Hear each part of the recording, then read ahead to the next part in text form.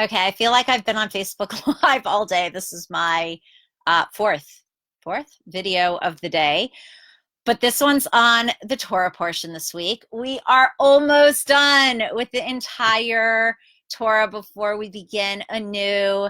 We have two more Torah portions after this, which is actually a really intense thought for me because I had no intention actually of doing these weekly talks. They began when I did one for the very first Torah portion of Bereshis, and then I had a whole thought that I wanted to share for the next one. And then by the third one, which interestingly enough is Lech Lecha, which is to go, it was then that I felt I'd already done three. Maybe I should just keep it going. And that has lasted the entire year. And this has been a really powerful experience for me because if somebody had asked me if I would do this, the answer would have been no. And I don't have time and that I'm not able to get to it. And yet, just by doing it, I just ended my last class, Hamaiso Hua Iker. It's the action that counts, the final stage on what, I'm trying to find my notes here, on what happens in terms of ultimately impacting and changing our thought and putting it into action. And that's what happened. I just did it and kept on doing it. And now it's become something that I'm so happy I did because I wouldn't have made the effort had I not kind of taken this on. So with that, we're now in the Torah portion of Vayelech, which is really a powerful thing because it is connected to the word Lech Lecha, which was when I decided to do these classes in the first place. And Vayelech means to go. And we have the final commandment in the Torah is told to us in this week's Torah portion, and that is to write a Sefer Torah, that we are all, so to speak, obligated to write our Torah scroll. And aside from just the literal concept of that, it's that we each need to write in a way that is meaningful and powerful and accessible to us, our own Torah, our own Torah scroll. And in the commandment for this, it very beautifully describes it as a song. And a song is something much more personal and something we connect to and something we actually remember, right? I think we can all remember lyrics of songs from who knows how long ago. I can't remember, where I put my car keys, but ask me a song from the time I was, 12 and I will know every single word of it. So we have this beautiful concept as well that the very first word in the Ten Commandments, Anochi, is an acronym for Ananafshi Kasavis Yahavis, that I place my soul in writing.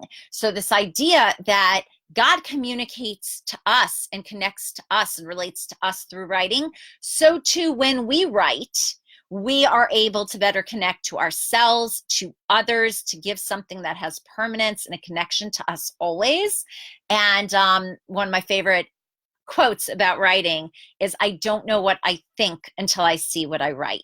That writing allows us to just work through all of our different thought processes. So the statement in this week's Torah portion, I'm just going to do it in the English, is, and now write for yourselves the song and teach it to the children of Israel.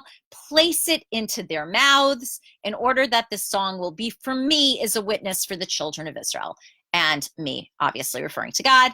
And just to delve into that for a moment. So, and now, right? I said about last week's Torah portion that said Hayom, today, that it's reminding us that each and every day we have these choices. So now it's telling us, and now, that the now is always to make sure it makes sense, that it's explanatory, right? There's no better, ask me, living in the middle of nowhere, Vermont, in rural Vermont, how it is for the kids. And one of the things that I find so powerful is when people are always going to be asking my children questions. They're going to want to know, why do you dress like this? Why do you do that? Why do you eat like that? Why do you wear that? Whatever it may be.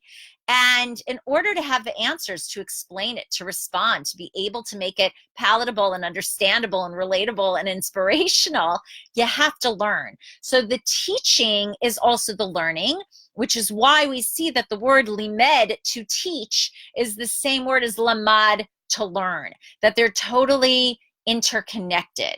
So first we take that knowledge and we learn it, and we have an intellectual understanding and an emotive connection, and then we have to teach it. We now have to use it to inspire others and to have others connect. And then ultimately it says, put it in their mouths. And now we're inspiring and empowering the one we've taught to turn around and teach it themselves, to have it in their mouths, to be able to access it, to be able to connect to it, to be able to put it into their words, and to then continue that chain of like being that lamplighter and illuminating others through this knowledge and through, you know, the power of Torah, which is why, you know, through proper and healthy speech, we motivate others to be able to then likewise use their speech to impact and to continue to make that difference. So, so as we head into the Shabbos, I just want to end with what I had said actually in the Rosh Hashanah class, but we're in the year 5780 now, Tufshin Pei, and the letter Pei, which is also the same letter that is the word Peh, which is our mouth. The inside of the Pei is a bait, the letter bait. And that idea, I think I actually started this idea in the class and I didn't fully explain it, but that the white in the black is that like hidden illusion for us, and it's that concept of understanding. So we need to write it down, we need to understand it, we need to internalize it, then we need to teach it, and then we need to put it in their mouths. We need to empower them and all those we impact and influence to understand it and relate to it and internalize it so that they can turn around and open their mouths to speak and to inspire others. So with that, I want to wish you a beautiful, beautiful Shabbos. If you want to hear the class I gave on Rosh Hashanah, it is broken into 2 parts that are on my timeline, and there's a handout as well that you can PM me for. And I'll be in touch next week as we wrap up our final 2 Torah portions of the year. So in the meantime, have a very powerful Shabbos. It is Shabbos Shuvah. It is the Shabbos in between Rosh Hashanah and Yom Kippur, and everybody should be blessed with an easy fast and a meaningful Yom Kippur. And as we say, Gemar Chasima Tova, we should be sealed for a good and healthy and happy and beautiful new year. Take care and good Shabbos.